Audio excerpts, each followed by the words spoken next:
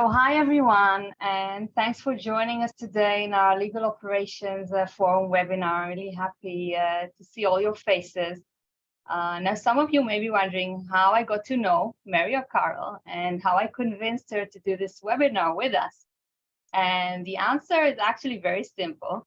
I connected with Mary on LinkedIn, and she immediately replied and said that I should let her know if she could ever be helpful. So without much hesitation and thinking it was actually a real long shot, I told her about our forum and asked if she would be willing to do this webinar with us. And to my surprise, she immediately replied, absolutely, I'd love it. Sound familiar, Mary? And the reason I'm telling you this is because I think it says a lot about Mary. First of all, how humble she is, and also how efficient and how simple it is to work with her. And I think that most of all, it shows how great her desire is to contribute to the legal ops professionals around the world. So my name is Sigal Meged-Rosen, and I'm the CLO of Cyberbit, and I head the ACCI Legal Ops Forum. And today we'll speak about a lot of important issues that can help you implement legal operations in your department. The role of legal operations, trends in legal operations, and how to start implementing legal operations in your departments. We'll also speak about KPIs and SLAs, which is an issue that has been discussed a lot in our various forums, and we have not reached, I think, any real conclusion about it. Also, how to implement new technologies, how to strategize, and so on. Hoping we'll have enough time to discuss all of these topics. And all of this is intended to provide you with tools to implement legal operations in your departments and to make your work more efficient. Now, you're very welcome to ask questions using the chat, and we'll try to answer them as we go along. So let's start. So Mary, I'd like to first of all ask you how you started your legal ops career and why did you choose to follow that path at all? And did it turn out as you expected? Yes. So thank you so much for having me here. First, let me say, I always like to say yes to invitations to speak to new audiences. I think that the biggest challenge we have in our industry is actually education. So the more that we can get out and share what's happening across the world, I always say yes. So thank you so much, first of all, for reaching out and for having me here. So as an introduction, yes, I'm Mary O'Carroll. I'm currently the Chief Community Officer at a company called Ironclad, which is a leading contracts lifecycle management company, or you might have heard that bucket of companies called CLM, Contracts Lifecycle Management. Prior to joining Ironclad last year, I actually spent 13 years building and leading the legal operations function at Google. On the side, during that time, I also helped to build and lead an organization called CLOC, which is the Corporate Legal Operations Consortium.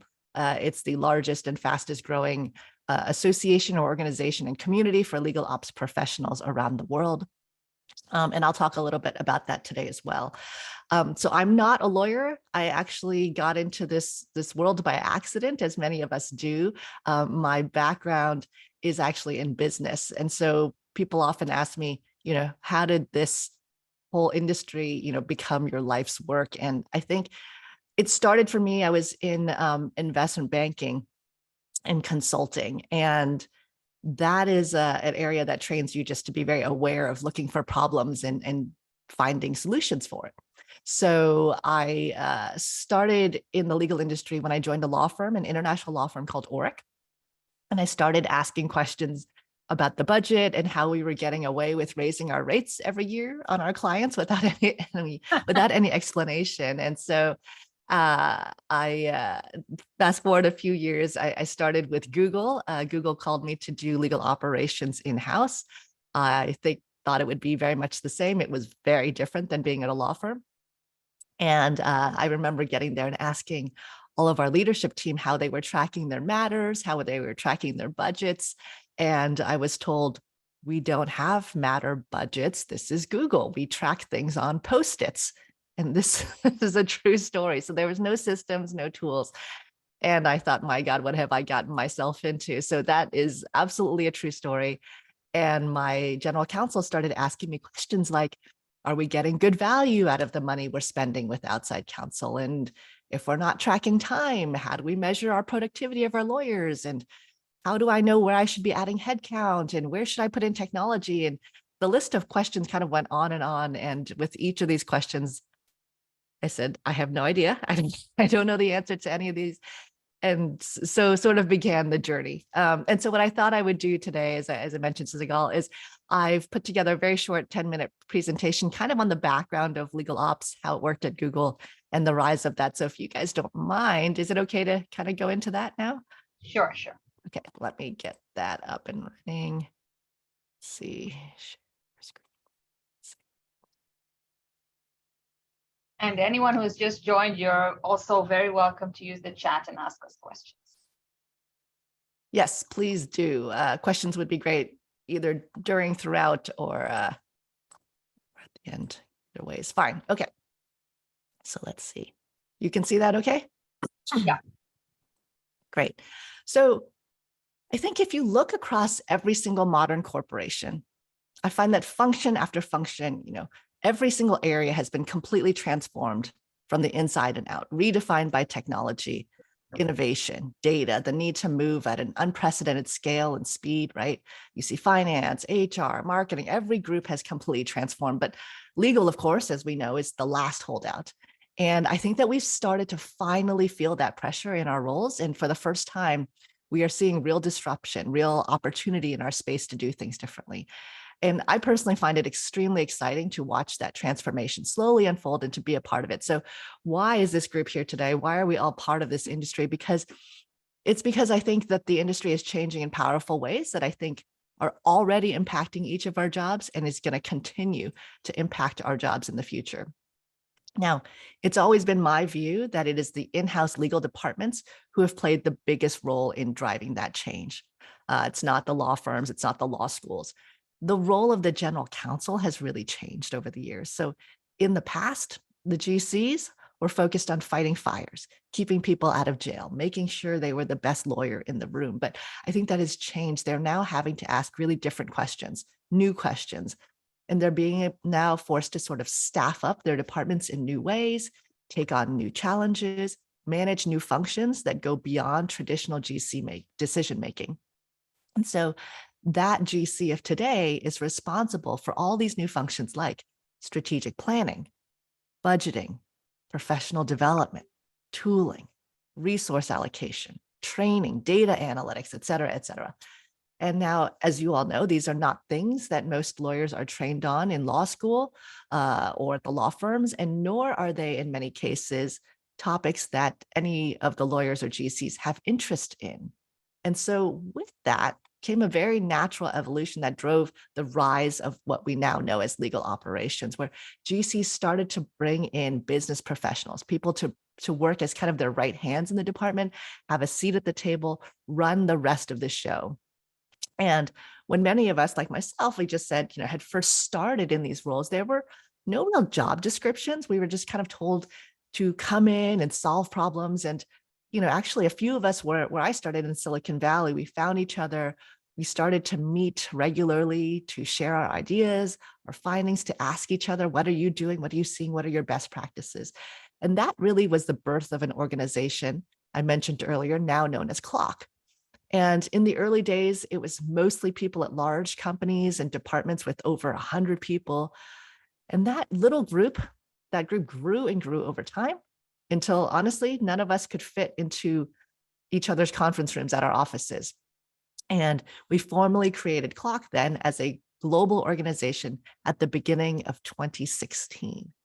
Now, when CLOC emerged, it had a big effect on accelerating the pace of change in the legal departments because you finally had people with a collective voice. So today, as I mentioned, it's the largest organization of legal ops professionals around the world, and it's really built on the foundation of sharing, of collaboration, and the idea that we can do things better and faster if we do it together, if we're talking to each other, than we could in our own silos and working individually.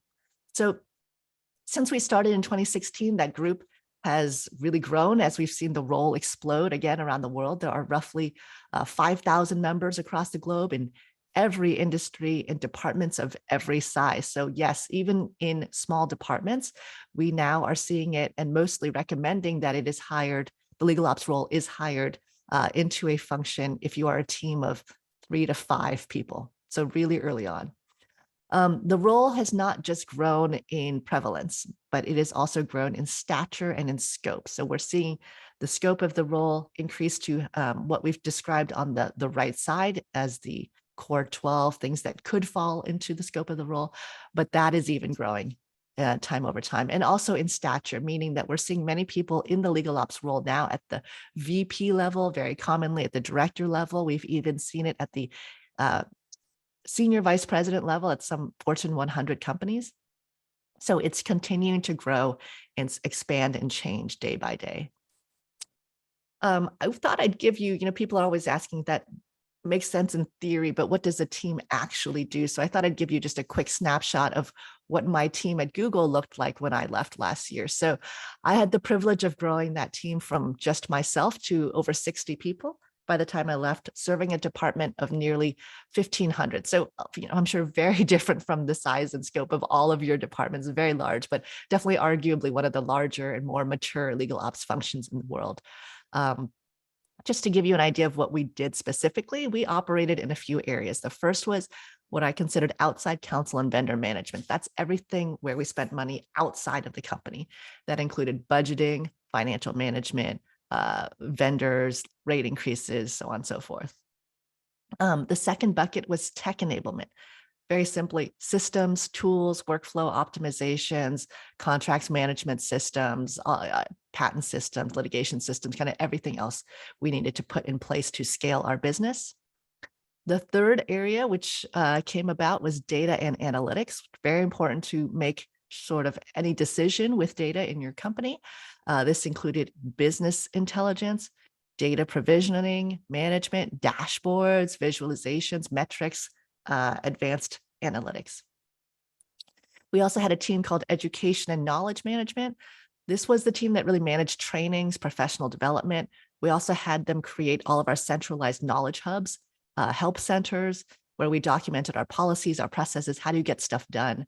And they also did certifications for the legal department.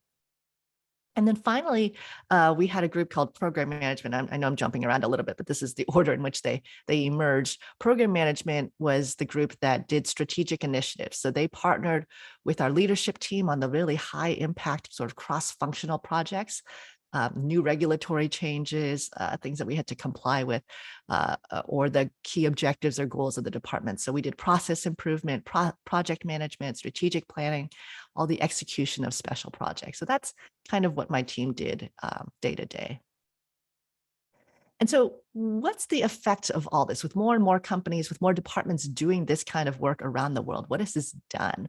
Well, we know that it's created a lot of pressure on the industry. It's created a demand for more options for us, demand for more technology, and we're seeing that change every day. So it's forced us to work in new ways to deliver those legal services. And it's created a heightened focus on what I would call right sourcing. You'll hear me use that term a lot. And what right sourcing means is looking across all the department's demand for legal work and disaggregating that work, matching each piece of the work with the right resource. That means insourcing, outsourcing, deciding what goes to a law firm, what goes to a law company or alternative service provider, as they're called, what needs to be done with a lawyer, what doesn't, what can be automated, kind of answering all those questions. And with more and more players involved, we require more collaboration.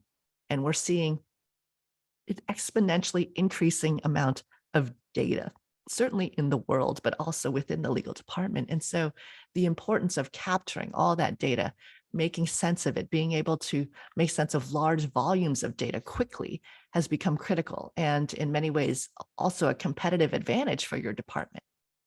And so finally, we're also seeing a change in the skill sets, the roles that we think are going to be critical for delivering legal services in the future. It is not just about lawyers and paralegals. Now you're going to see a lot more options for lawyers and legal professionals of tomorrow. And I think it's very exciting to see all that unfold. So what sort of happens next? I think we continue to see progress and change. It's going to accelerate. It's going to happen faster. These recent, years of COVID are a great example where I think that operational excellence and stronger prioritization was really critical now, really more than ever, to every organization. And I want to continue to see the role of legal ops growing. Before you all jumped on, Sigal and I were talking about how we're seeing it in Brazil and in Africa and Japan. So definitely all over the world. Personally, I want to continue to educate people and make sure that there is this role as a mainstay in legal departments around the world, big and small, across all the industries. And so I think that we have the opportunity to influence the future, to drive positive change in the industry, where we can get better outcomes for everyone that is involved. And of course, the way to do that is by really leveraging the power of community. So we saw that certainly with the explosion of CLOC around the world. I know that ACCI Israel is an incredibly helpful group that you can rely on each other. I know that there have been some informal groups and passionate people here in Israel. Some of you may know, I think Edo Bargil is on this call. He had invited me to speak at what I understand was recently the first Legal Ops conference in July in Israel. So that's kind of a big deal. It seems like interest is growing here as well. So like I told Sigal, if I can ever be helpful, I'm always happy to chat and answer any questions. So with that, I will sort of stop talking, but certainly here to answer questions and happy to have a conversation with all of you. So Mary, we actually do have a first question about legal ops helping the risk function of legal.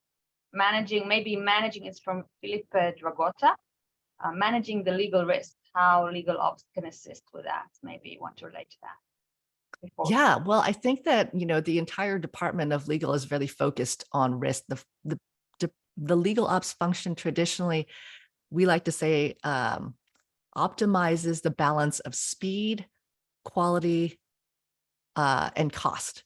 And quality to me is a big part of risk. There's the control that you want to have around how things are done. And there's consistency as well. And if you think about a legal department, in a lot of times we find, if 3 people, 5 people, 10 people are doing the same type of work, they're often doing it alone and doing it in different ways.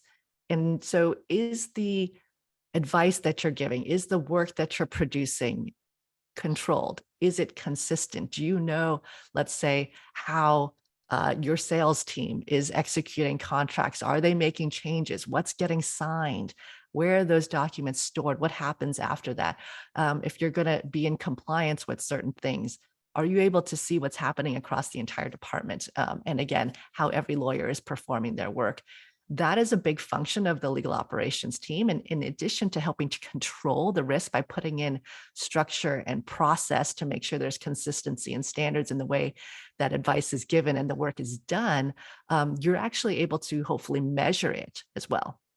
So an example I'll give you, which from a really interesting conversation I had with another legal department in the US, and they're very focused on data analytics. And so they put in a Ironclad, a contracts management system, essentially, to create their contracts, to control the language that's in it. And essentially the control piece there is, if you want to allow self-service, if you want your procurement or your sales team to be able to execute contracts on their own, the legal team is, can create those controls and pre-approve the language that they can go and execute on their own without coming to see you, or put in the controls such that if they want to change the language, or if they want to change one of the clauses, it kicks back automatically to someone in the legal department to review before it can get approved. So those are some of the risk factors. But they were able to look at something like their limitation of liability over time for each contract. And they actually had a chart, a dashboard, essentially, that they could show how as they're, a startup, they're giving away a lot of things and concessions, and that goes up.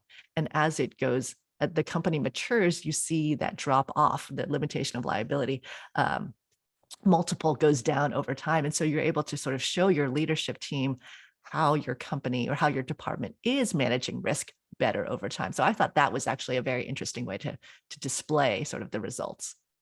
Right. And I think we can touch that also when we speak about KPIs, which is an issue we'll touch on in a few minutes. And that can be very interesting. We had a long conversation about that, and we'll share it.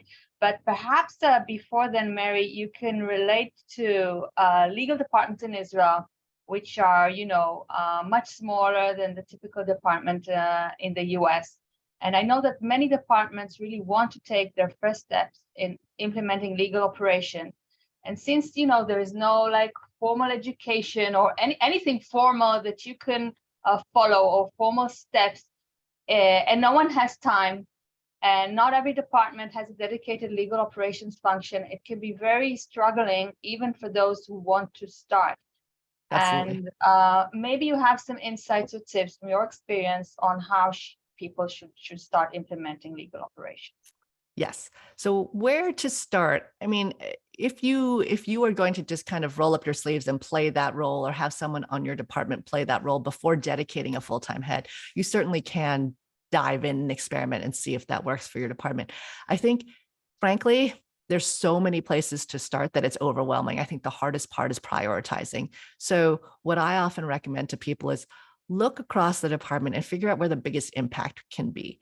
And that's easy to say, harder to do, because everywhere you look is going to be a problem, and every problem is sort of worth fixing, because as we know, there's a lot of opportunity to do things better in our industries. It's not obvious that obvious. It's not always that obvious where to start. So I like to say, let's look at where the people or the resources in your department are going. And that could be your financial resources, where you're spending a lot of money on outside counsel, your headcount resources, where are you spending a lot of time as a department, where are the people, your small team, feeling a lot of pain, where they're spending a lot of time working. And even if you have some technology, where is that being spent? And then where can you have the biggest impact on where those resources are going? And, if your team is very focused on, let's say, IP, maybe that's where you want to start. If your department is very focused on contracting, which is what we see from probably 80% of teams, that is a good place to start, so on and so forth. If it's outside counsel, where most of your money is going, maybe e-billing, or getting a sense of if you're getting good value for your dollar, that is a good place to go. So really looking again at the bigger things. It's often easy to start at the periphery, a little project here, a little project there, which is also good. And that helps you gain kind of the trust of the rest of the department that you're here to help them. And sometimes there's fear of what a legal ops function can do. I know when I started, it was 2008. It was the recession. Everyone thought I was here to do bureaucracy and to make life more difficult. And it was about building those relationships and gaining the trust of the whole team to let them know that you're here to make their lives better.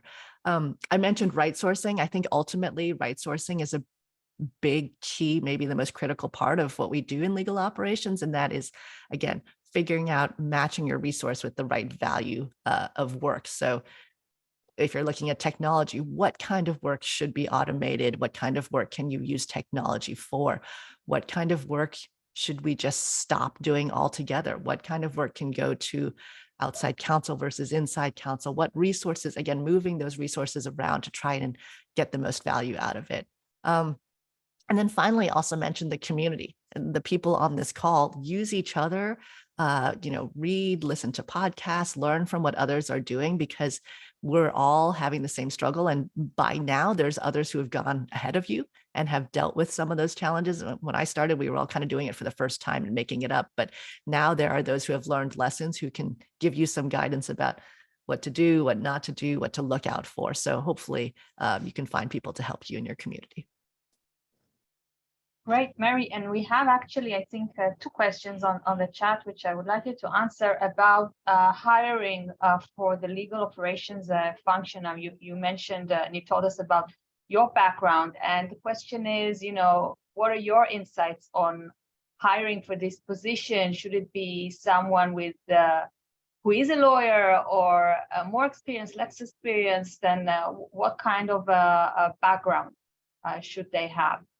Yeah, so I personally don't think having a background in legal is required.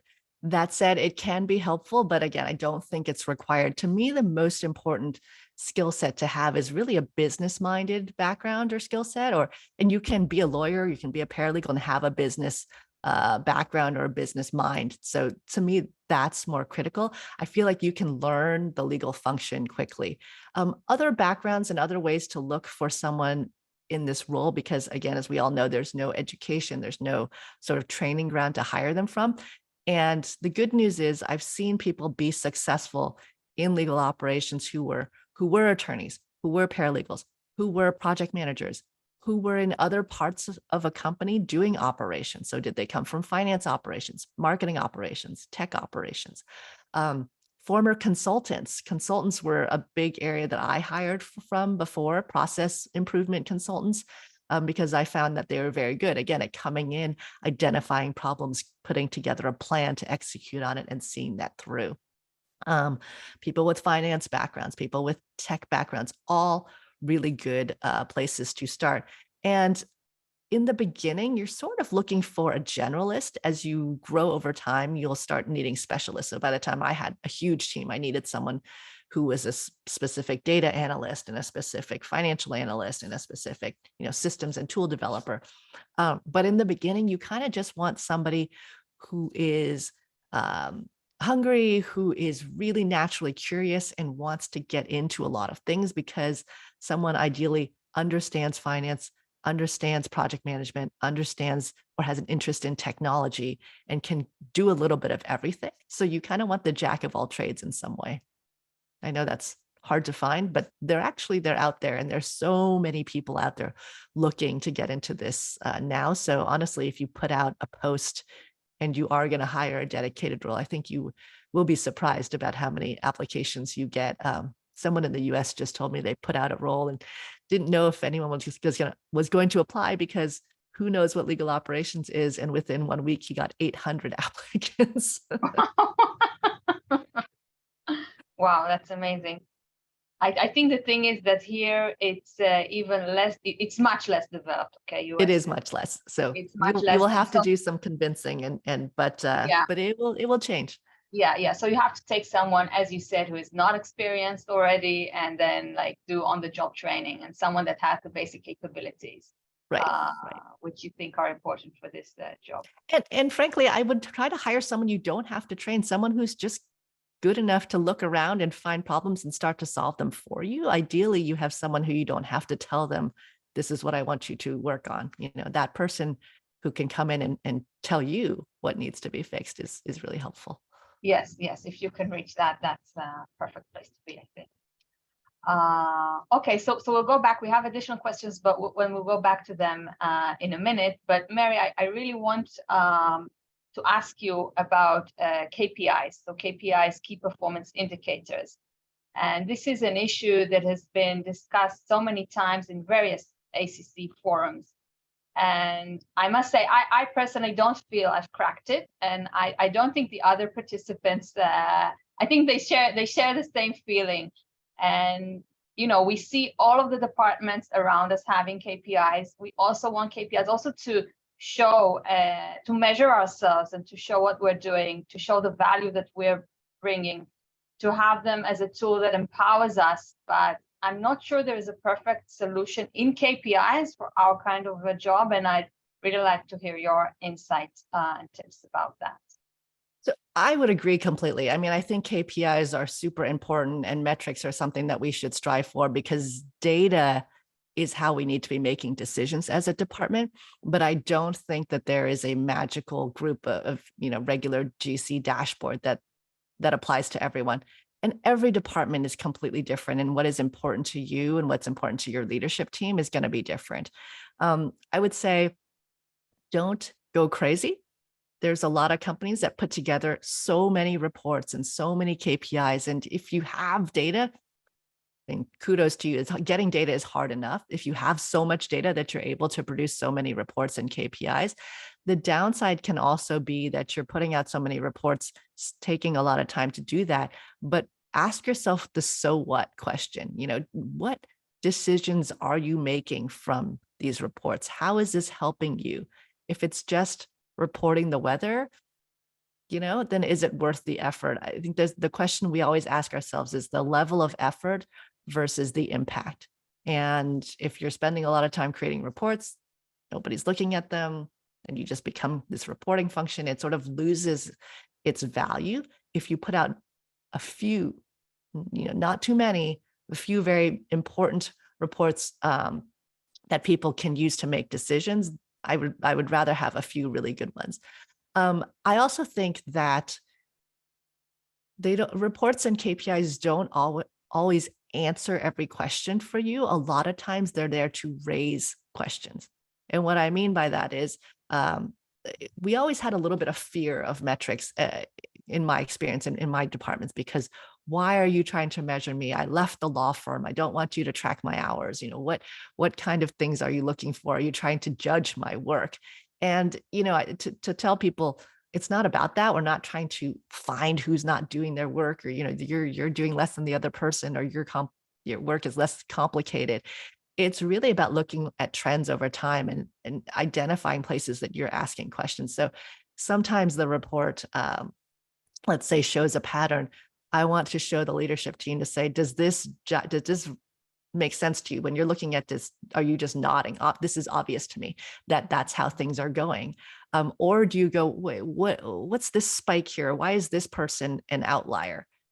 And if it's doing that, that's also serving the purpose of the KPIs, for someone to go, oh, what is happening there? Oh, that's because this person works on partnerships and that person works on NDA. So of course their volume is going to be very different. Okay. So raising questions, again, not necessarily answering them, because you're going to see two people and you can't compare them. But are you able to sort of understand, yes, I expect to see that. That confirms what I expect. That is also helpful. KPIs that I think are useful, your turnaround time. That one is sort of an obvious one. That's, again, one that you could show, are we getting better over time? So it's another thing that KPIs should help you with your leadership team and managing up, is always showing the value of the legal department. How do you know that you're getting better? How do you know that you're improving your cost, your quality, your speed over time? And if you're able to measure that, fantastic. There's always a grain of salt with that, right? Because there's complexity involved. And, as Sigal and I spoke, where she goes, well, what about the complexity? Can you measure complexity? I think that is also challenging. And there's different ways of going about that, measuring the complexity of risk or complexity of the work.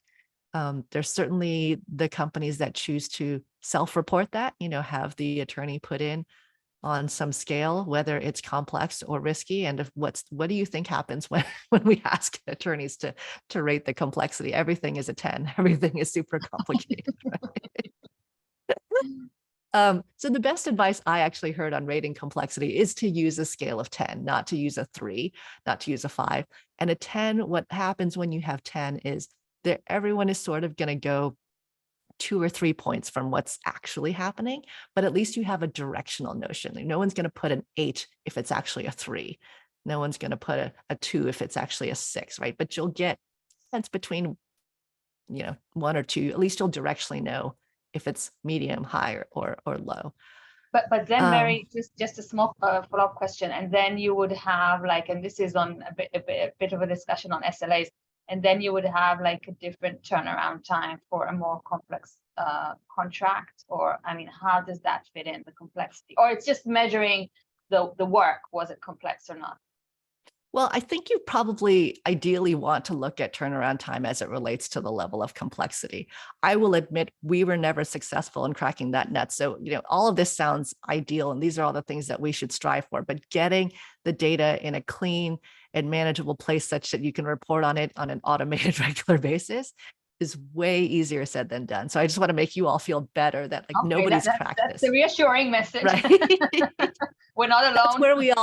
That's where we want to go, though, right? Because I think that is where you start to make decisions on things. And what we're seeing from, we can talk about contracts just for a second, because that's what I know really well right now, is that if you're seeing your turnaround time for a certain type of contract, certain level of complexity that you want to continue to speed up, you can then get in and analyze which clauses are being negotiated most often? Where are things getting hung up in your department? Is it with your side? Is it with your counterparty?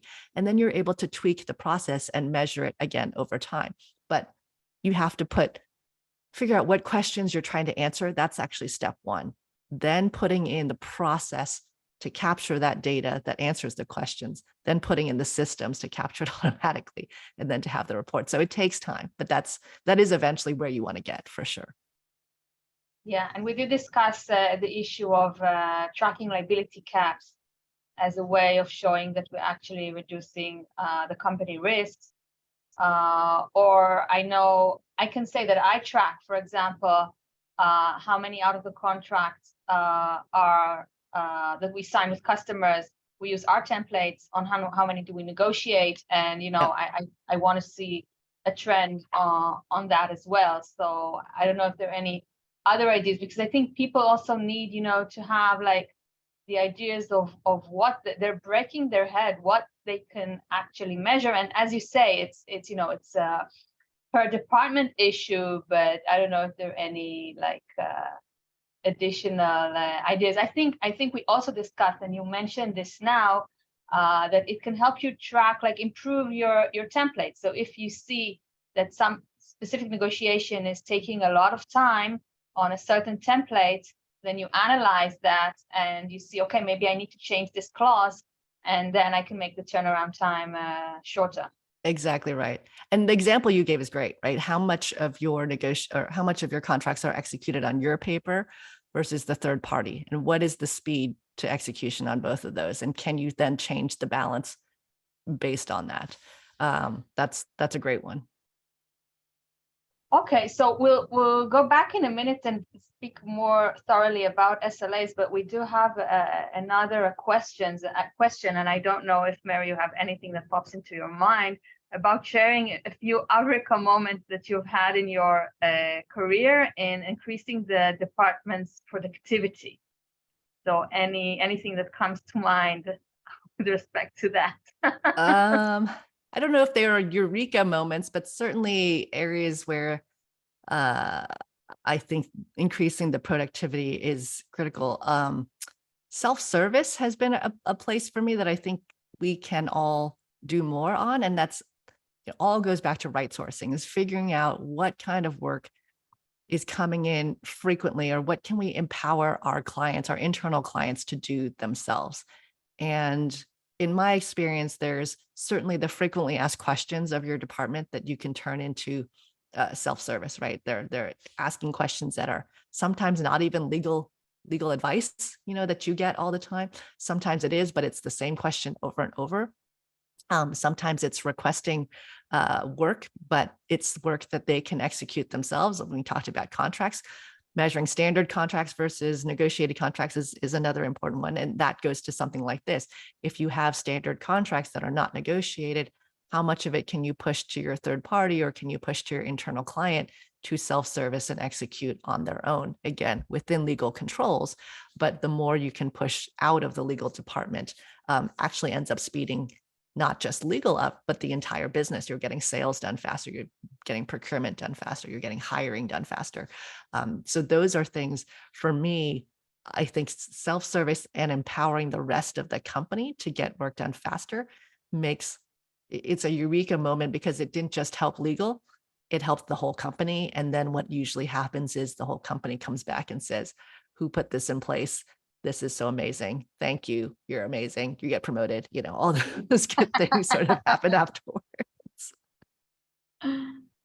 Yes, good. That sounds definitely like a great moment.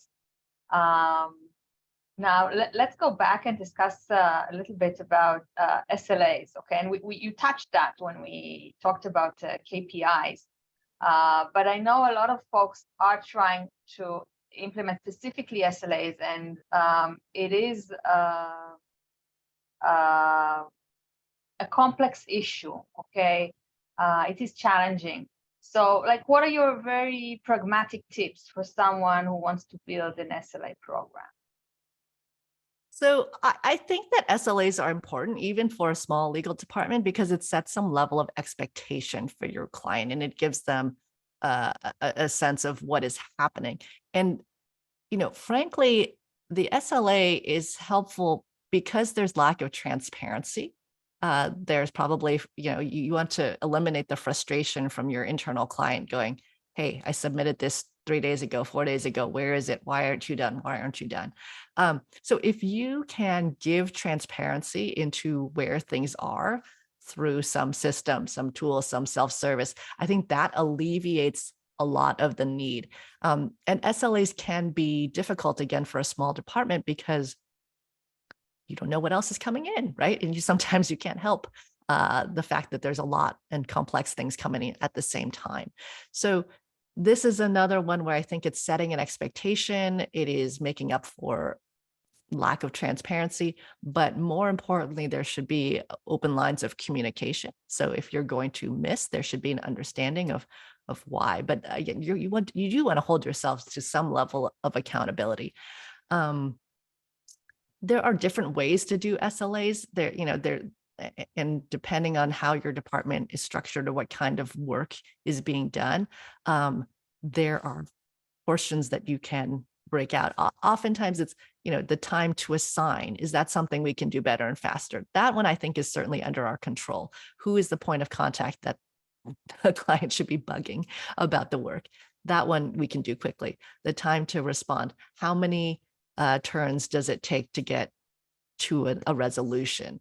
Is it the resolution time? That's the SLA. So again, defining it and setting those expectations are important, but I think most importantly, you want to just be responsive and allow your client to know where things are in the process. I mean, I actually would love to open it up and hear how you guys are thinking about it and what the challenges are. Is it that just making sure that there's a line of communication and that folks know where things are, or are people feeling, is the purpose of it because your clients are unhappy with how long things are taking? And if that's the reason, then we should ask ourselves, is it taking too long? Is this a resourcing issue? Is it that we should be leveraging technology? Is it that we should do more self-service? Yeah, I think actually, you asked the questions and gave possible answers. And I think that generally, the way I feel is that business is constantly looking for results, meaning you talked about time to assign and time to respond, and that's well and good, but I think they want it resolved. So that is the parameter they're looking for, and that is the parameter I think is the most problematic to commit to. Yep. And because of complexity, because we don't have control on the work coming in, and we have limited resources. So obviously we can outsource some of the work, but maybe we're limited in that as well. Mm-hmm. So at the end of the day, the amount of resources is sort of fixed unless we kind of strategically grow the resources, and our counterparts want their issues resolved and taken care of. They want the business in the company. So I think, again, I'm speaking for myself. I'd love to hear other opinions. I see that Ido related to this here on the chat. I know he's a great believer in SLAs, and he thinks that really departments of every size should, right, Ido, I think I'm representing you correctly, should have SLAs. But I think, again, as you said, it's more of what is the purpose behind it? What are you trying to really achieve? And how are you going to do it through the SLA? So again, in my opinion, it's a bit more complex. Yeah, I think so. I mean, I think there should be an expectation from the client of when that they're going to get a response and when things get resolved. But if you've built a really good relationship with your client as well, there should be an open line of communication and understanding of what's reasonable. And sometimes there are some unreasonable clients as well. But I kind of go back to that question. If they're pushing for SLAs, if they're pushing for more, and if you don't have the ability to do that, then I think there's another question for the legal department to question, and is this just a moment in time, or is this sort of ongoing that we have a challenge in meeting those SLAs? If that's the expectation and we cannot meet them, what do we need to be doing differently? And how can we change the way we deliver our work. Right, right. I think for that purpose, SLAs are definitely a great tool. And I think there is another question that's a bit relevant to this from Donna. What are the things you think that the legal departments should stop doing and then maybe find more time to actually lawyer and do lawyers' work? Yep. Again, goes to right sourcing. So we look at all the work that's coming in and we figure out where is their low value work. Oftentimes there is low value work. Sometimes there is low value, high volume work that you can figure out. That's a good bucket that you can automate or outsource. So again, maybe that's not stopping, that's pushing to other ways of getting the work done. There are though sometimes things that you should stop doing. And I'll tell you, like we talked about metrics earlier, we have often found a lot of people spending a lot of time putting together monthly dashboards and monthly metrics. And then you look at who's logging in, who's looking at those reports. Nobody cares. If you stop doing it for 2 months, does anyone ask about it? Well, no one asked. Stop doing it. We have an intranet site. We keep updating it with all of our stuff and our documents. Does anyone log in and look for those documents? No. Stop doing it.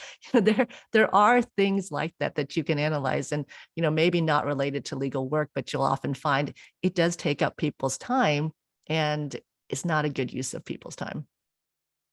Yeah, definitely agreed, and I think that's a great point.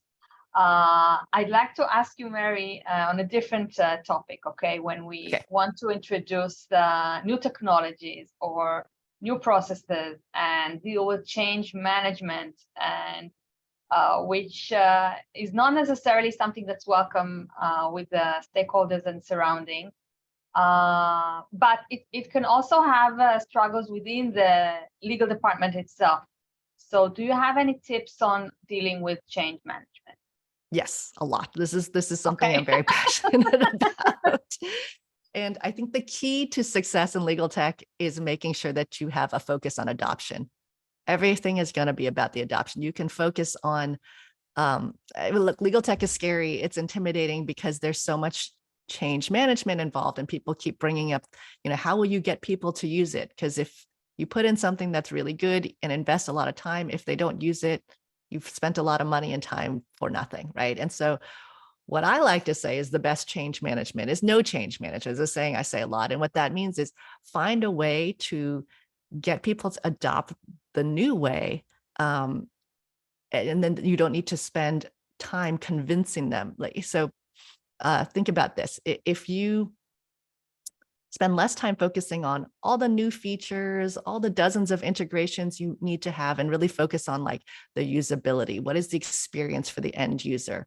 Is it instantly better for them? Is it walk-up usable, meaning it doesn't require training for them? That's going to be really critical for success. People have nowadays something like a 7-second attention span, right? And so they have one chance for you to hook them in. And if you send them to log into a new tool, can they instantly figure out how to use it? Can they instantly see the value in it that makes their life better?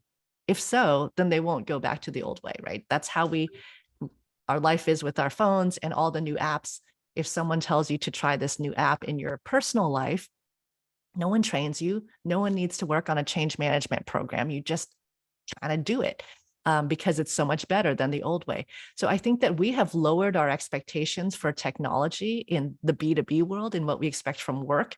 We expect it to be clunky. We expect it to have a few extra clicks. But I don't think that is fair. I mean, that's part of the reason why I wanted to join a software company, because I think the software has a responsibility too, to be easy, to be helpful. And change management in the past for legal ops has been such a big part of our job because it is slightly a less good experience, but it helps us to get data. It helps us to have everything in one place. It helps us to have control. And so we think about change management as going around and convincing people, please log in, please use this system, even though you've been using your email and your desktop your whole life. Like if you just do this and it takes 2 more seconds, it'll really help the department. Well, everyone is very selfish and not in a bad way. We just think you're slowing me down. I'm trying to get my work done. Now I have to click to 3 extra places. I'm just going to use my email and my desktop, and you've lost them. They just won't come back. So you really do need to look for adoption and usability is kind of the number one thing, because again, if it gets all the data and it can do all the integrations for you, it doesn't matter if no one's going to use it. So I really think there's a lot of focus on that. I have a lot of other tips about software as well. We don't, there's an emergence of much more modern software, and I don't need to tell all of you that because you are in a tech hub of the world. But certainly the old tech requires a lot of coding and developers and resources from IT or services from the vendor to get anything done or to make any changes. So especially for small and nimble departments like yours, you want to find stuff that is no code, that you can administer on your own, that you can get things, make changes in real time. I think that makes a big difference in being able to manage your costs, manage your technology, and just the speed of business that needs to get stuff done. Is that helpful? Yeah, I think it's very helpful. And I think, as technology evolves and becomes easier to adopt, it makes our lives easier, I think, in this respect. And I also think, you need to show each stakeholder what's in it for them. Yes. And to create a motivation for them to adopt. And I think together with an easy tool to operate, you paved your way to success. Yeah. And another tip I'll give, which I think is really important, as you have a lot of stakeholders and you want to go out and convince them that you want to use some technology, what not to do is do not go around and ask everyone, what are the features you want? What are your must-have requirements? And when you do that, you're going to get a different set of requirements and features from everyone you talk to. And they're all going to think that you wrote that down and that's going to be, in the new system or tool. You're never going to find something that pleases everybody. So instead of asking the question that way and disappointing everyone right off the bat, ask the question of, what's working really well in your current process? Do you think there could be a better way to do things? What are some of the results or ways that you would like to see things be better? And ask it in much more of a general terms so that you get the stakeholders aligned, not necessarily on how everything should be done at the end of the day, but aligned on the open mindset of, yes, there is a better way of doing this. Let's collectively find a better way than it currently is. And I think that should be the goal, that it is slightly better for every organization and every stakeholder. Is it going to meet all their feature requests and all the things that they want in a perfect world? Absolutely not. So starting there is just going to get to disappointment. So just kind of open their mind to, could it be better? And hopefully you do make it slightly better for them. Okay, sounds great. I think we have time for one more question, and I think this is a good place to end the webinar about strategy.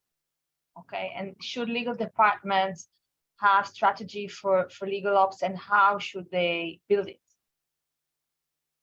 The strategy for legal ops for a smaller group is, ideally, if you have the resource to invest in a single dedicated person, I think that is where you'll get the most value out of it. If you have someone who can focus on the role, what we often see for smaller departments is you have the hybrid or someone kind of playing the part of legal ops as a side of their job.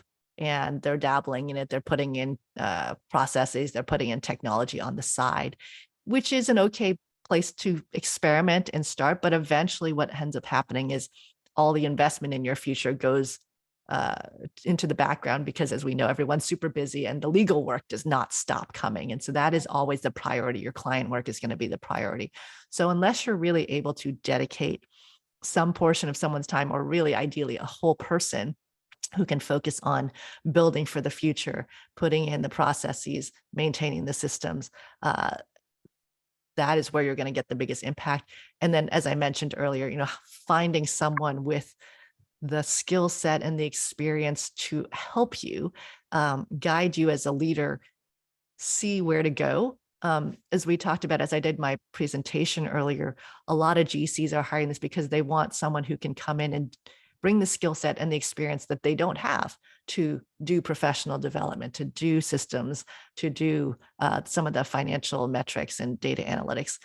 And if you're bringing someone else in with those skills, let them have a seat at the table, let them run free to figure out what can be done better, and let them come back to you with the strategy of here's our current state, but here's where I think we could go. And here are the steps that I think we need to get there. That is the ideal person, rather than having you all hire someone and say, okay, today I think you should work on this. And tomorrow I think here's a problem I'd like you to fix. I want someone to come in who actually helps bring value to you as well. Yeah, that sounds like a great tip. So Mary, I think there are many more additional issues that we could cover, but our time is ending. So I really want to thank you for being with us, for sharing all these tips and insights with us. I think it was very helpful and useful.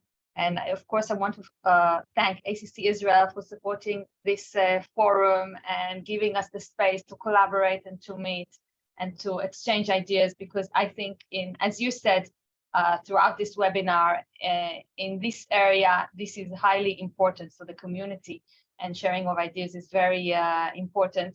And we discussed today many topics. I think it was very useful, especially KPIs, SLAs, the change management, the hiring of legal operations staff, and many more.